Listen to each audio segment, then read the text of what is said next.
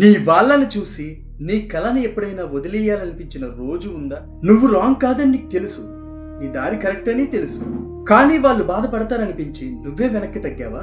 నిజానికి నువ్వొక్కడివే కాదు, ఆ క్షణంలో అర్జునుడు కూడా అలాగే నిలిచిపోయాడు.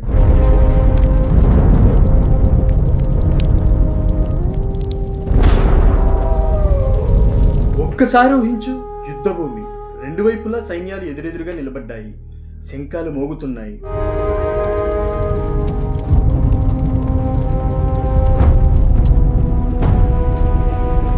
అప్పుడు అర్జునుడు తన రథాన్ని రెండు సైన్యాల మధ్య ఆపమన్నాడు.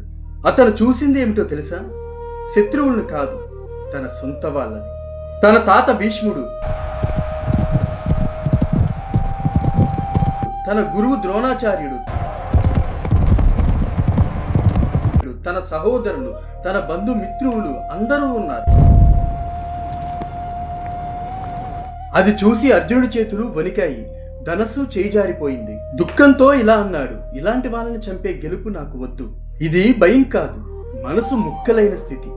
నిజానికి ఇది అర్జునుడు మాత్రమే ఫేస్ చేసే సిచ్యువేషన్ కాదు, 90% పీపుల్ దీన్ని ఎదుర్కొంటారు. నీకంటూ ఒక డ్రీమ్ ఉంటుంది, క్రియేటర్ అవ్వాలి, ఒక బిజినెస్ పెట్టాలి, నా ప్యాషన్ని ఫాలో అవ్వాలి అని.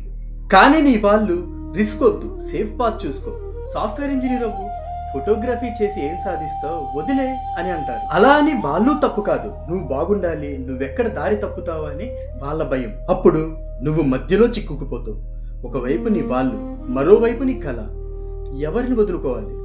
నిత్యం నీలో మదనం జరుగుతూ ఉంటుంది. నువ్వు వాళ్ళ మాట వింటే బయట ప్రశాంతంగానే ఉంటుంది, కానీ లోపల నిన్ను నువ్వే కోల్పోతావు. నువ్వు నీ కళ ఫాలో అయితే బయట కాన్ఫ్లిక్ట్ ఉంటుంది, కానీ లోపల నువ్వు బ్రతుకుతావు. ఇదే అసలు యుద్ధం, బయట కాదు, నీ లోపల. మరి ఇలాంటి సిచ్యువేషన్లో ఉన్న నీకు కరెక్ట్గా గైడ్ ఎవరు చేస్తారు? దీనికి సొల్యూషన్ ఏంటి? అది కృష్ణుడు అర్జునుడికి కాదు, కృష్ణుడు నీకు చెప్పిన భగవద్గీత.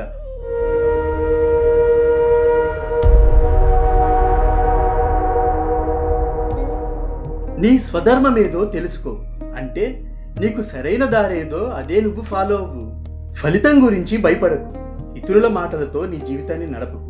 కృష్ణుడు అర్జునుడికి ఇలా క్లారిటీ ఇచ్చాడు, నువ్వు వాళ్ళని ద్వేషించొద్దు, అలాగని వాళ్ళ కోసం నీ నిజాన్ని వదలొద్దు. ఈ సిచ్యువేషన్స్లో నీ వాళ్ళతో నువ్వు చేయాల్సింది ఆర్గ్యూ కాదు, నిన్ను నువ్వు ప్రూవ్. అది నీ జీవితంతో, నీ డెసిషన్స్తో. అందుకే గెలవడం అంటే ఎవరినైనా ఓడించడం కాదు, నీలోని భయాన్ని గెలవడం. నీ లక్ష్యం సరైనదైతే ఒకరోజు ఎవరైతే నిన్ను అడ్డుకున్నారో వారే నిన్ను గర్వంగా చూస్తారు. అప్పుడు నువ్వు అర్థం చేసుకుంటావు, నువ్వు వాళ్ళతో యుద్ధం చేయలేదని, వాళ్ళ భయాన్ని గెలిచానని. అదే భగవద్గీత చెప్తున్న అసలైన అంతర్యుద్ధం. నా ఎక్స్ప్లెనేషన్ మీకు నచ్చినట్లయితే లైక్, షేర్, కామెంట్ చేయడం మర్చిపోకండి. కొత్త వాళ్ళైతే సబ్స్క్రైబ్ చేసుకోవడం మర్చిపోకండి.